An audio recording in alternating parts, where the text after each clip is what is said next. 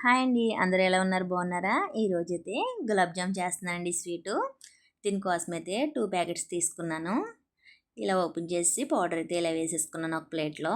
ఇది పిండి కలపడానికైతే ఒక చిన్న గ్లాస్ పాలండి. ఈ గ్లాస్ పాలైతే ఈ పిండి కలుపుకోవడానికి సరిపోతాయి. ఇలా కొంచెం కొంచెం పాలు పోసుకొని చాలా స్మూత్‌గా కలుపుకోవాలి పిండి అయితే. ఇలా కలిపేసుకొని ఒక ముద్దలా పక్కన పెట్టుకోవాలి ఒక 5 మినిట్స్.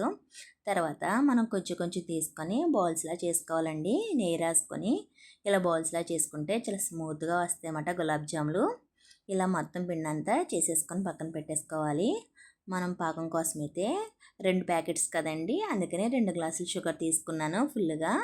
మనకు పాకం ఎక్కువ ఇష్టమైతే ఇంకా కొంచెం షుగర్ తీసుకోవచ్చు. మామూలుగా అయితే ఇలా సరిపోతుందండి. ఇలా తీసేసుకొని 2 గ్లాసులు వాటర్ కూడా వేసేసుకొని బాగా కలుపుకొని కొంచెం ఇలాచీ పౌడర్ వేసుకున్నాను.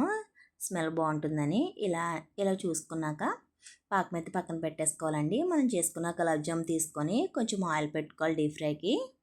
ఇలా కొంచెం ఒక్కొక్కటి వేసుకొని బాగా ఫ్రై చేసుకోవాలండి. మంట అయితే చిన్నగా పెట్టుకోవాలి. చిన్న మంట మీద వేయించుకుంటే లోపల కూడా బాగా వేగుతాయి. ఇలా కలుపుకుంటూ తీసుకొని వేగినవి పక్కన పెట్టేసుకుంటే గులాబ్ జామ్ అయితే రెడీ అయిపోతుందండి. చాలా సింపుల్గా చేసేసుకోవచ్చు. మీరు కూడా ఇలానే చేస్తారా? ఇలా చేస్తే కామెంట్ చేయండి. మళ్ళీ ఈ వీడియో నచ్చితే లైక్ చేయండి. Bye friends.